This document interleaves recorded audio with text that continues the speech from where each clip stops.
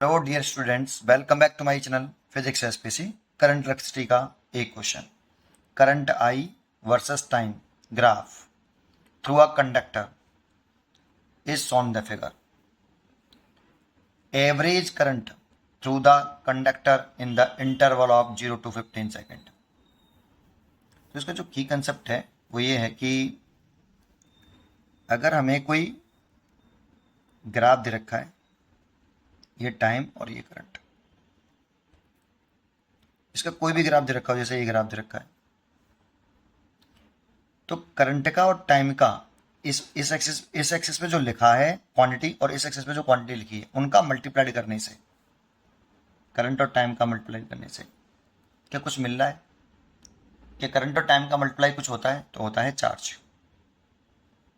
तो इन दो क्वांटिटियों का मल्टीप्लाई करने से अगर कुछ मिलता है तो उसको कैलकुलेट करते हैं एरिया से। तो इसका अगर हम एरिया निकाल लें तो charge equal to area under current time graph with time axes. तो ये हमें एरिया चार्ज देगा। देखो, ये कंसेप्ट आप ऐसे समझो, जैसे अगर मैं यहाँ पे लिखता हूँ वेलोसिटी और यहाँ लिखता हूँ मैं टाइम, फिर मैंने एक ग्राफ बना लिया। क्या इन दोनों क्वांटिटियों का मल्टीप्लाइड करने से हमें कुछ मिल रहा है? वेलोसिटी का मल्टीप्लाइड अगर हम टाइम में करें तो ये किसी के इक्वल है, तो ये डिस्प्लेसमेंट के इक्वल है। Displacement, velocity multiplied by time, displacement. तो अगर इन दोनों क्वांटिटियों का मल्टीप्लाइड करने से कुछ मिले तो जो मिले उसे हम एरिया से कैलकुलेट करते हैं।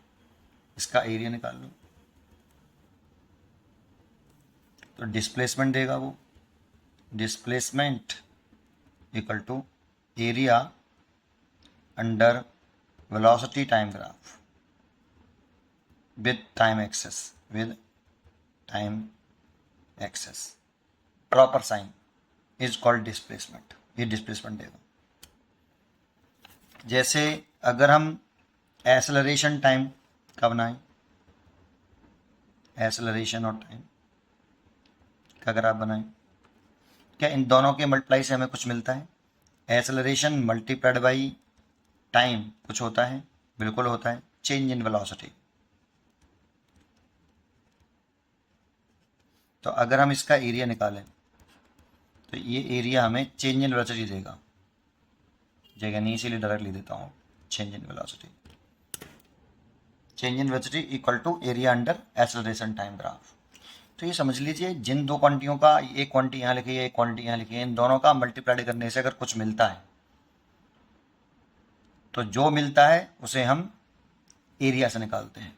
एक कंसेप्ट और होता है, अगर इसको ऊपर रखें न्यूमरेटर में और इसको रखें डिनोमिनेटर में, डिवाइड करने से अगर कुछ मिलता है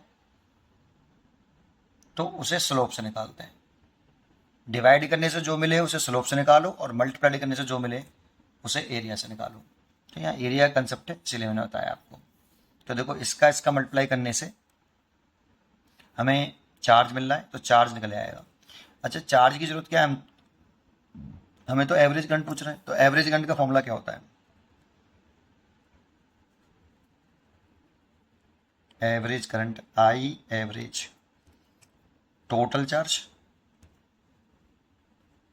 upon total time interval. Total time interval, ये एवरेज चार्ज का फॉर्मूला है, एवरेज करंट का।